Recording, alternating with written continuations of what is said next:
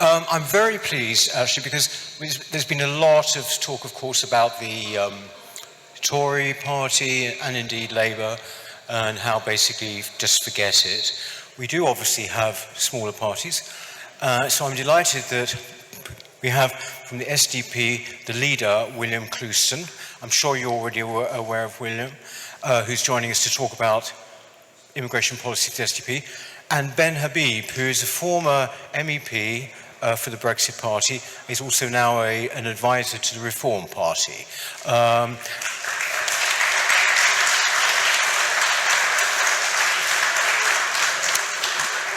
You can probably see by this kind of slightly relaxed setup that in fact I'm going to speak to the gentleman relatively briefly, but most of this will actually be given over to your questions.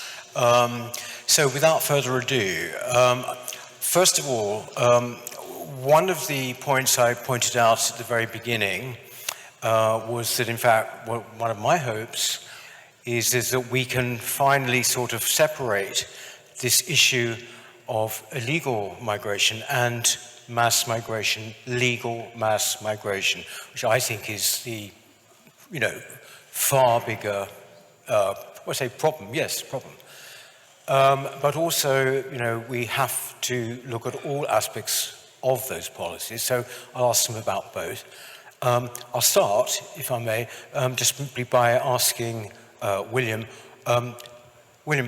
what basically is the SDP's policy on migration and then on illegal migration? Thanks very much, Peter. Good to be here. There are two distinct types of migration, and it's good that the conference is debating them separately. So first, on irregular migration, illegal migration, it's clear that we have an open border, and it's clear that that's a problem. It's a breach of the social contract. Any democracy has the right to decide who arrives in its country under what circumstances, and that right is denied us at the moment. We made a little film called 10 Truths About the Migrant Crisis on the SDP's channel. Have a look. Our policy comes out of that. I wrote down some of the truths, and I'll just go through them. The first truth is that the border is open, obviously. The second truth is that the migrants are acting rationally in relation to the incentives that we give them. If you're from a small village upstate in Ghana and you can get via the channel to London and work, you will enrich yourself and your family. So they are acting rationally. Second, France, there's a lot of talk about France.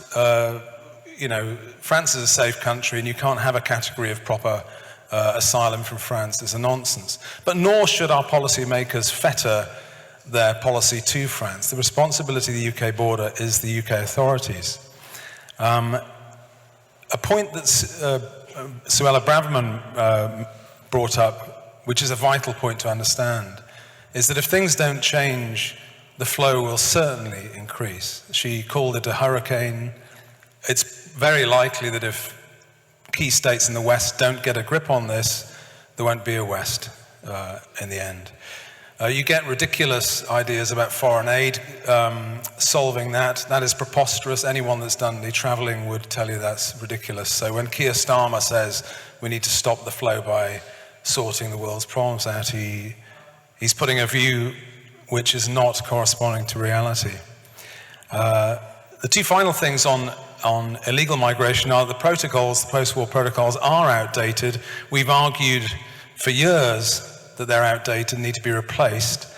And the ECHR and the post-war refugee convention just don't work. They're not working for the West. So that gives rise to a policy of, if you arrive here unsolicited, you'll never get given asylum. As far as detention is concerned, the SDP has a policy of overseas detention within the British overseas territories. Why? Because if you have something like the Rwanda scheme, which I think is a publicity stunt, not a proper scheme, you're fettering your policy to another state. You don't need to do that. If you take Ascension Island, if you built a large detention center there, I promise you, if every single person that arrived on the south coast was taken immediately as recension and then went either repatriated where they're from or to another state, the flow would stop. Obviously, it would stop. In fact, the asylum detention centre would probably not be used. Getting to the issue of the bigger issue, in a way, on terms of the numbers on regular migration, it is completely and utterly out of control. And it's out of control because the poor old British public are being shot by both sides on this. You've got market liberals who just see people as econs, and they want people like Liz Truss want as many people as you can get in, because that'll create economic growth. Forget about the social consequences of that. She just wants to import people. Madness. And then you've got the social liberals who are pro-open borders anyway. So that's got to change. And the SDP's policy is to have a mass immigration pause, probably for something like 30 or 40 years. Obviously, you can't fetter parliaments, but that is our policy. I think a mass immigration pause is a precondition of social stability and positive social outcomes and economic outcomes in this country. Finally, two further points. Our economic model has to change. This morning we talked about the universities. David Goodhart talks about the university industrial complex.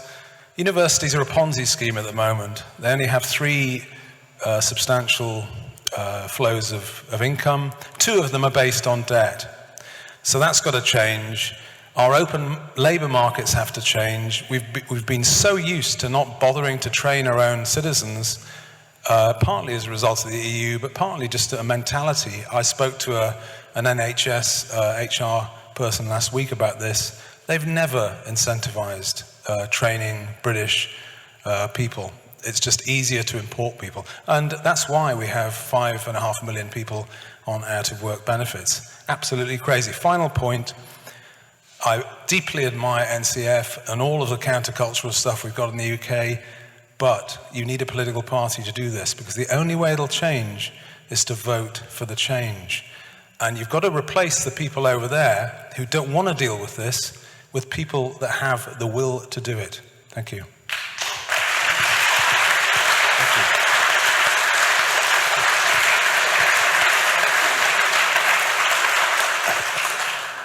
Thank you, William. I should add, by the way, as you know, as I said at the beginning, that we did have Reclaim here. We had another slide with Lawrence on it.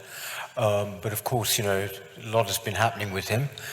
So he couldn't, he's literally been detained. We thought it was Ben and I. Thank you very much, Norman. Ben Habib, again, what is Reform's policy on legal migration and also then on illegal migration? I could answer that in a few words, but I'm going to take longer than a few words, if I may. And I think it's really important to join the dots on why we have unbridled legal migration and seemingly no political will to control, in any shape or form, illegal migration. And the dots are these as I see them. There is an all-out assault on Western liberal democracies. The nation states of Western liberal world are all under attack. The attack is multifaceted, and migration is only one of the mechanisms being used in order to promote that assault. The other issues with which Peter and the NCF are very familiar are cultural, they're economic, they're political, and they're constitutional. Culturally, we're told that we're all inherently racists, that we suffer unconscious bias. If we don't recognize that, we must be racist. We're told that diversity, equality, and inclusion, in other words, the progressive entrenchment of racism within our society, is the only way to level the playing field. We're told that we come from a nation of slave traders. Never do they mention that actually the UK was the first country in history at a position when it had no obligation whatsoever to be doing it, abolished the slave trade, and then spent the rest of the 19th century fighting it. We're told that our national heroes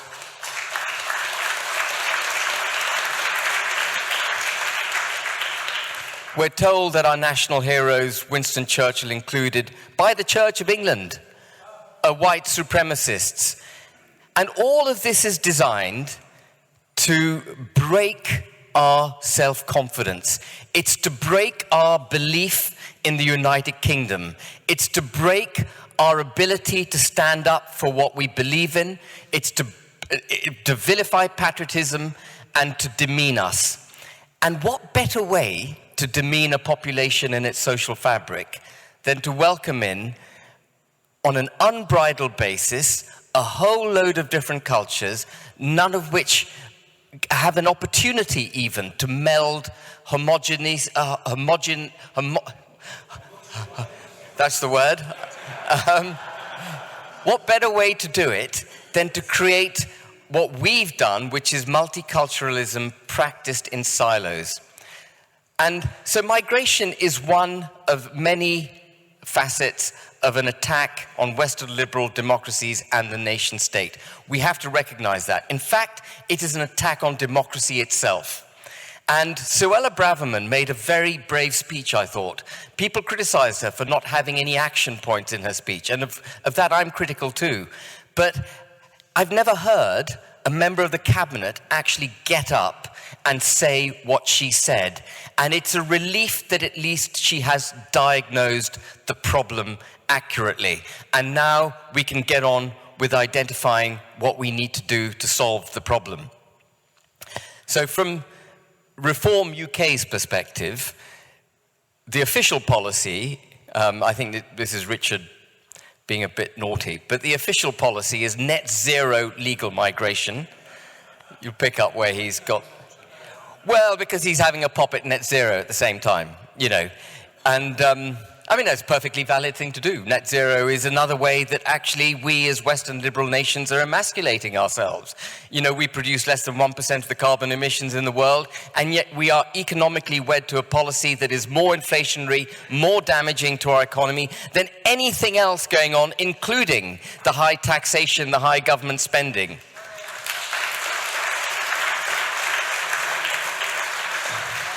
When Jeremy Hunt says, you know, we have to tax you for fear that you might spend your own money unwisely and stoke inflation, that man is emasculating us daily using our money. He is spending it on this inexorable march to net zero, which you might as well have, you know, what was it? Was it the Khmer Rouge who wanted to take the Cambodia back to the year zero? Well, that's effectively where net zero takes you. So that's why Richard, I think, has picked up on net zero legal migration and zero illegal migration. And how do you deliver that? You don't deliver zero illegal migration through deportation. Deportation is what you need when border control has failed. We need to understand that we are a nation state, we have borders, they need to be policed. That is not a legal thing. Policing your borders is a physical thing. You have to have, in the case of the United Kingdom, in the case of Italy, the Western Balkans and Greece, a navy and a coast guard that is prepared to go out there and challenge what Suella Braverman accurately describes as an assault on Europe.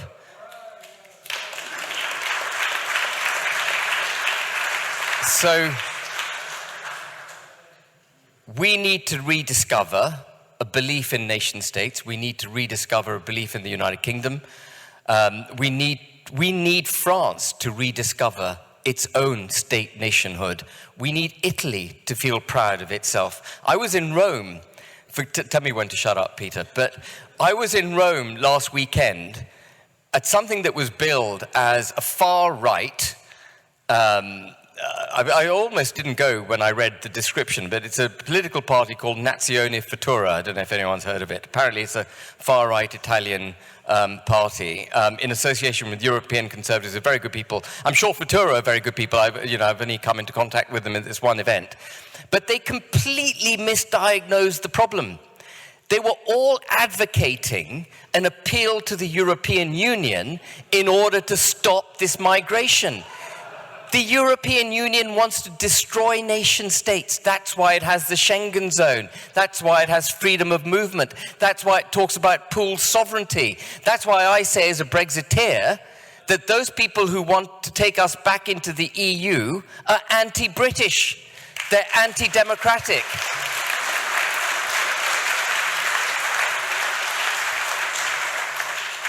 So in order to solve migration, it's very simple.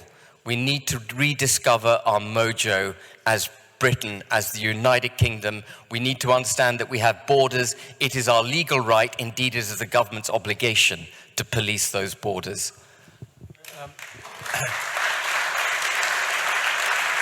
Thank you very much, Ben. Without actually being too pedantic about it, what actually does net zero migration actually mean? Well, I mean, if Richard were here, he would say, well, one in, one out. And for me, that's not the best answer. Because actually last year we had net legal migration of 600,000. But legal migration, the gross figure was 1.1 million. And as Suella, again, correctly identified, we've had more migration to the United Kingdom in the last 25 years than in all of history until that point in time. And I'm not against migration, by the way. My father's from Punjab.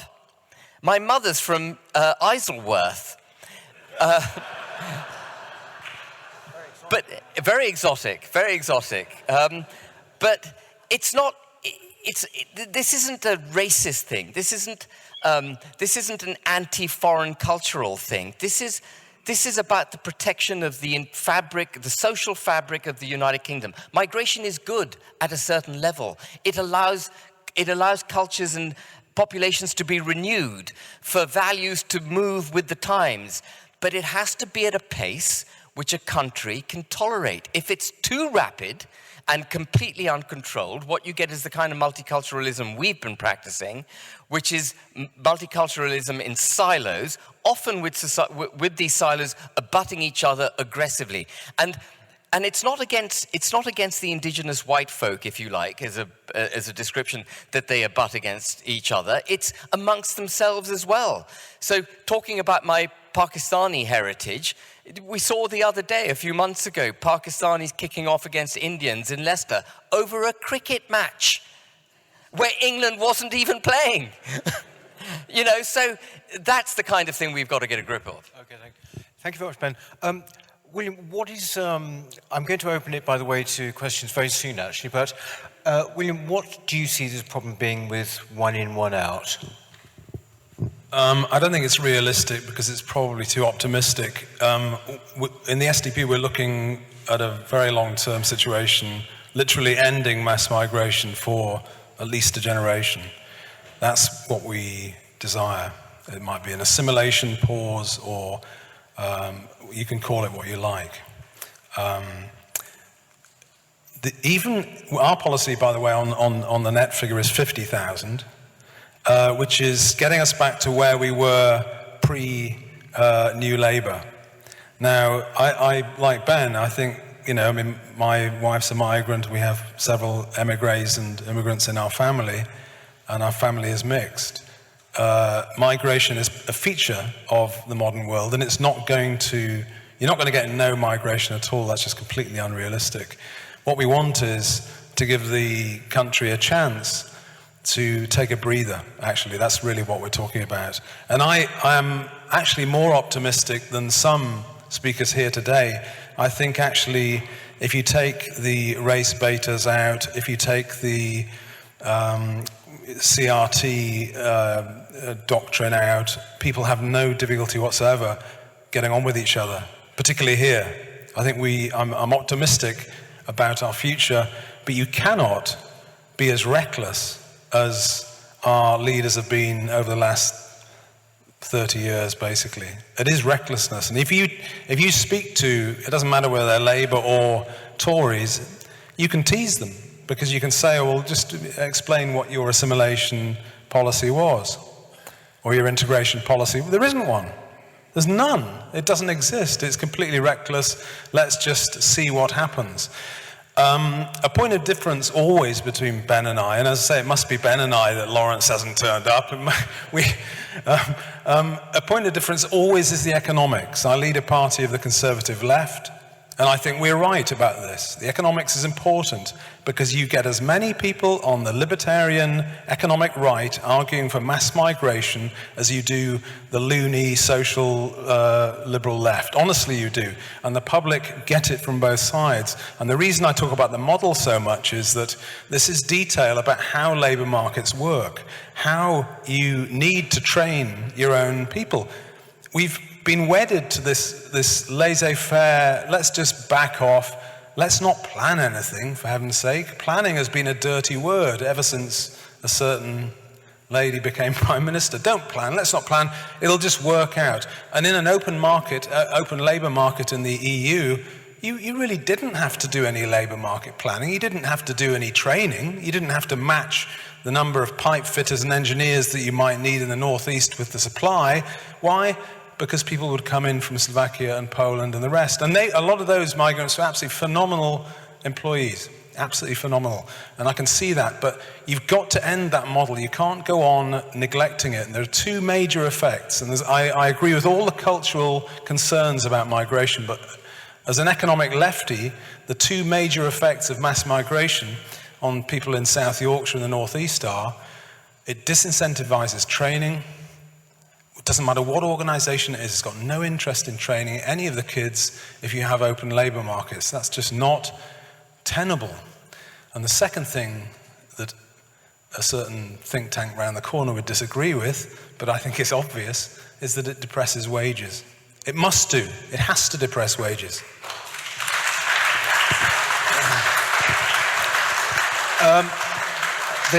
There's a microphone, which I would like you to ask questions of two leaders here. But also what has to really be borne in mind is that these seem to be, a different approach, both in their different ways, compared to the Tories and Labour. So what do you do to cut through? I mean, I think that this is one of the very important. I think most people out there, if they knew your policies on this, would certainly give you a lot of house room. But it's just worth maybe thinking about that. Does anyone have any questions? Yes.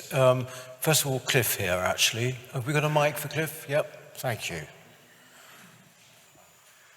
Hi. My question goes to both of you. William, you made a very good point that you need a political party to represent the crusade to stop mass uncontrolled migration. Now, I've stood 3 times in general elections in Hayes and Harlington, come in third twice, standing on pretty much that platform. The problem that I always found when knocking on doors was people would agree with you, but when you're knocking up on election day, you will have people who've pledged to you saying, sorry, I had to vote for the Tory because I don't want John McDonnell back in, or I had to vote for John McDonnell because I don't want the Tory in. What would the two of you do to counter that, bearing in mind that your ideas will probably come across very well and people will agree with them, but they vote based on what they're scared of rather than what they want? Good question, thank you. Well, I think we're already... one of the ways we do it is by influencing the debate, the mainstream political debate, and we're already making an impact. I mean, for Suella Braverman to make the kind of speech, I don't know, do you all agree with me that that was an extraordinary speech? She may have had no action points, but she diagnosed the issue. And we haven't had that from a mainstream politician. They all ducked the issue for fear of being branded racist. So I think that was a really positive thing, first of all. The other issue is, we don't have to win elections to win the debate. What we need to be is a really credible threat and to deliver the threat. So one of the things I said this morning, and I'll reiterate today, this afternoon, is that you mustn't reward failure with incumbency. And just because Labour is almost certainly going to be worse than the Tories, you don't vote Tory. What we have to do is deliver a very strong message to the Conservative Party that if you've been in office for 13 years and you've failed, you will be turfed out. And my aim actually, my personal aim for getting involved with reform is to obliterate the Conservative Party. That is that is the kind of damage we need to do, and we can do it. They're doing a pretty damn good job obliterating themselves. But, we're going to push them over the precipice, and they need to learn that. They need to know that they will lose. And we'll get 5 years of Labour, and it will get worse. But then we'll get rid of Labour, and we'll keep going until the people in Westminster represent mainstream views, which is a United Kingdom that is proud, independent, sovereign, with policies being made for the national interest, not for the flipping EU or some G7 summit.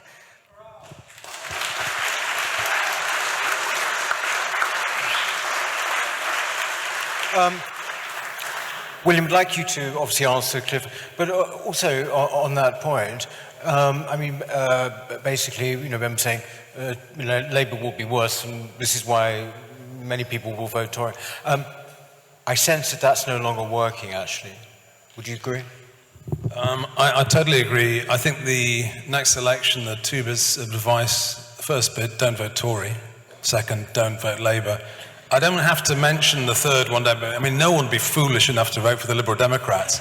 So, but seriously, to your point, what you have to do is the hard yards. You need a political vehicle, and to some extent, you have to build it before people use it. And in the SDP, we're totally aware of that. But it is working. We've started to win big city council seats in the northern cities like Leeds. We've got 2 there. And I'll give you an example about how that is important. You'd have heard of this bit of virtue signalling that's all over the world, which is sanctuary cities. You've got particularly Democrats in the United States, in New York and Chicago, saying, we're a sanctuary city, we refugees welcome. And then the governor of Texas buses a few people up from the southern border, and suddenly it's, we're not really sure what to do about this. Because it's serious, because New York's hotels are full of migrants, and Chicago is projected to spend $220 million on this issue in the next year, which is a third of its deficit. So these sanctuary cities are quickly turning around. Anyway, I only mention it because Leeds City Council 2 weeks ago had a lovely little motion. Leeds is a sanctuary city. Who voted for it? The Tories, the Greens, the Lib Dems, the Labour Party. I didn't even know what they were going to do. The SDP was the only party not to vote for it. It caused outrage. The Yorkshire Post, isn't this terrible, these terrible people? I rang Wayne, our councillor, I said, how's it going on Facebook? He said, cracking. We got 26, and the reason he did it, we have 26,000 people on the housing waiting list in Leeds, and he was doing his job. Yeah. Kurt, the gentleman there on the aisle with the blue rolled-up shirt. Is holding a referendum to reduce net migration to the tens of thousands the best way to hold the government accountable to do what the people keep on asking them to do? Do you want to? Well, I think they're unlikely to call a referendum on it. They would lose, you're absolutely right. The message would be delivered unequivocally clearly to them. But they should have got the message, and that's why I talk about, the need not to reward failure with incumbency. We've got to get over this fear of voting for something other than the Tories, because things could get worse. And I think William said it absolutely brilliantly that, first thing, don't vote Tory, second, don't vote Labour. I think it's spot on. I don't think a referendum will get us any further. They're not going to call it. So, I think it's kind of hypothetical. I'm not in favour of a referendum on this issue. I think we're not a direct democracy. There are some direct democracies that work very well. We're meant to be a parliamentary democracy where the people over there represent our views and take the key decisions on our behalf. The people are sovereign. But I'm not in favour of it. I think the 2016 referendum was an exception, and I think referendums should be an exception. Well, I'm dead in favour of them, actually. Sorry, right at the back, the gentleman with the baseball cap. No, with the baseball cap. And then after that, there's a gentleman behind you with the blue shirt. Are we going to see a non-aggression pact between you two lovely gentlemen in the forthcoming election? We already have something like that. It's not, I was saying to Ben, and I was with some colleagues from another party last night discussing it. The SDP and Reform do have an electoral pact at the next election. It's just very small in scale. It's a no-stand agreement between our top 6 seats and Reform UK's top 6 seats, and in South Yorkshire, we're fighting those seats together. And it's taken a lot of effort to get to that stage. To get a deal between 2 political parties, you have to agree the parameters, but most importantly, ultimately you have to tell some people in your own party that you're not standing there.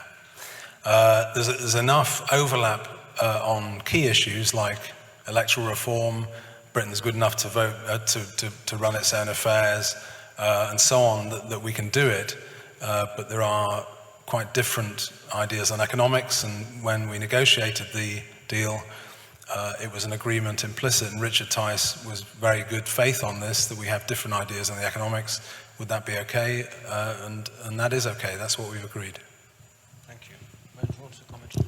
I mean, I'm not in favour of political pacts between parties. You know, I think it's we've got one with you over 12 seats, but you know, it's inherently undermining democracy again, isn't it? Because we're getting you to vote for us, but then we're kind of fixing the playing field behind the scenes. I was deeply disappointed when Nigel stood down 317 candidates against the Tories wholesale in the last election. We gave them an 80-seat majority without doubt. The Brexit Party delivered Boris Johnson into office with that thumping majority. He did absolutely nothing with it. I think the country would have been better off, frankly, with a much smaller Conservative majority and half a dozen Brexit Party MPs. Can you imagine what an impact that would have made?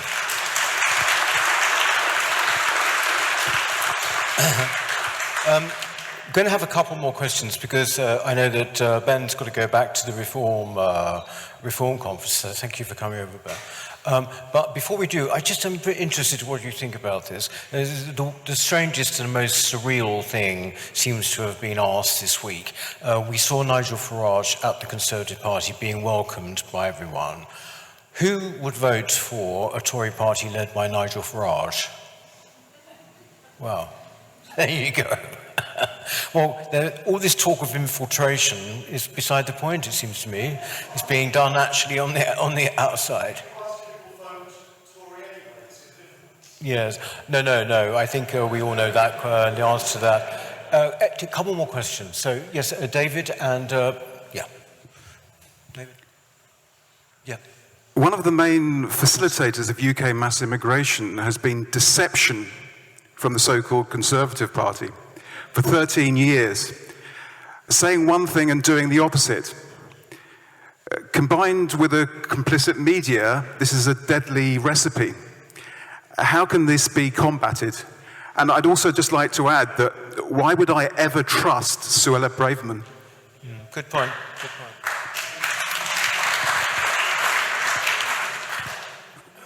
I'm not sure I went as far as saying that you should trust Suella Braverman, but I am encouraged. Suella, whenever I'm not an apologist for Suella.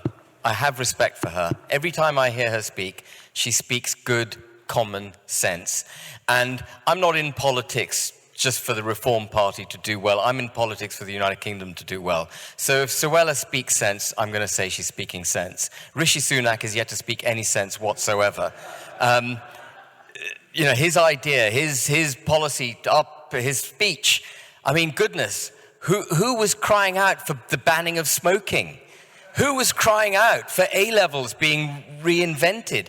They wouldn't be in the top 50 of our priorities.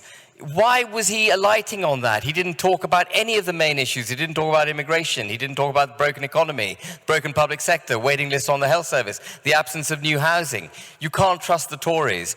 Have I answered your question? I think there was a supplementary part to your question. That was more or less it, yeah. Well, I think Peter Hitchens is right that the Tory party is the principal obstacle to conservatism. And I think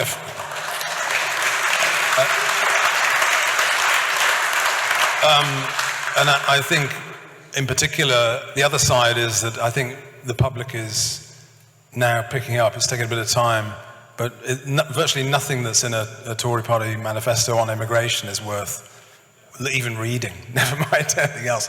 It's absolutely hopeless. And our basic problem is that they think the country's a shop. That's the problem. I mean, I know that the Lib Dems and Labour think it's an NGO or a charity. That's the way they look at it. But they think it's a shop. And I would just, what have they done? All of the public utilities sold off. Half of them are owned by foreign entities now. So all your water rates get shipped abroad, which screws up the balance of payments. If it moves, they'll sell it. It's a disgrace. There isn't any patriotism in that party. I will caveat it by saying there are obviously some very good people in the Tory party. Miriam Cates, very good. Danny Kruger, very good. John Hayes, not bad. But as an entity, it's hopeless. Yes. I think we just got the one more from David here. Yeah, thank you. Hello? Yes, sorry. It's a question to Ben, really. Do you not think the elephant in the room is that you talk about if the Labour Party get back in, it will be 5 years. I honestly think they will lower the voting age. Young voters won't mature politically as fast. Well, they won't turn at 40 again. It will be 50, 60. So I will never see a non-Labour government in my lifetime again. Yeah, I will have died. So short term, the need to influence the Conservative Party now is actually a long-term need, I think, for all our views in this House. Are you playing a double bluff? I mean, if you got the Conservative Party to do what you really feel, would you stand down? Because that's our only hope, surely. But even now, the Conservative Party, when faced with really important questions, they talk about what they will do. They don't do it. They talk about the need to leave the European Convention of Human Rights, but they don't leave it. They talk about the need to stop the boats, but they don't stop the boats. They talk about all the things they're going to do in the future. Why don't they just get on? Why haven't we enacted? So what can you do in the next year to make that happen? What we have to no, it's impossible to trust them. When they talk about one nation Conservative Party, when they talk about being a broad church, what they're really telling you is that they're ideologically devoid. They've got no vision. They will pivot to whatever the last 24-hour news cycle indicates to them is the right place to be. These people are not fit to govern. That's why they have to be obliterated. And it may be that the Labour Party come in and they do extraordinary things with the electoral system, and then we will have to fight it. I think one of Keir Starmer's ideas is to get the 6.5 million EU member state citizens who've been given settled status to vote. This is how anti-British our parliamentarians have become. But I don't think we've got to stop rewarding failure. I don't think there's any solution in emboldening the Conservative Party, patting them on the back and saying, yep, you're not as bad as you could be, so we're going to give you another 5 years in office. No, that is not the way for the betterment of this country. We need an all-out fight. The people need to stand tall, and we need to face down these parliamentarians who don't represent us. It is a parliamentary system, but I am with Peter. There's a lot of room for referenda in this country, and one of them might be changing the entire electoral system. Thank you very much, gentlemen. I just want to leave because obviously, we're going to have an election next year sometime, aren't we? So just very briefly, because we're time's up now. Right, so quite different approaches.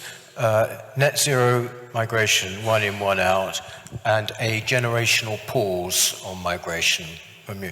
Why should people here vote for you? Along those lines alone, just that one.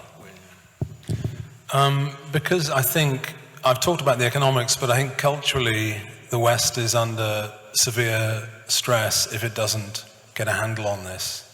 It's very, very serious. If you look around the world and analyze the number of Western states that actually have control over their borders, very few. Australia, possibly, it does. No state in Europe really is in control of this. The United States is a shambles now.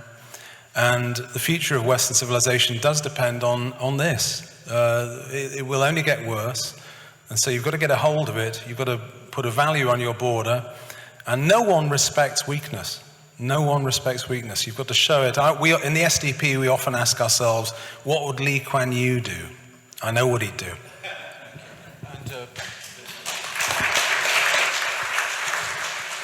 Well, I don't think anyone can question Reform UK's credentials on the illegal and legal migration issue. We've been very clear about it. The Brexit Party, which is its forerunner, was very clear about it. And in many ways, Nigel Farage, who came from UKIP, though I was never a member of UKIP, has been very clear about it for years and years and years. We will stop it. It's not just rhetoric. We believe in the United Kingdom of Great Britain and Northern Ireland. We believe in borders down the western side of the country, as well as the eastern, northern and southern parts. And we believe in enforcing those borders, which, as I mentioned earlier, is a physical process, not a legal one. Well, gentlemen, thank you. Ben Habib and William Clouston, thank you very much indeed. Thank you.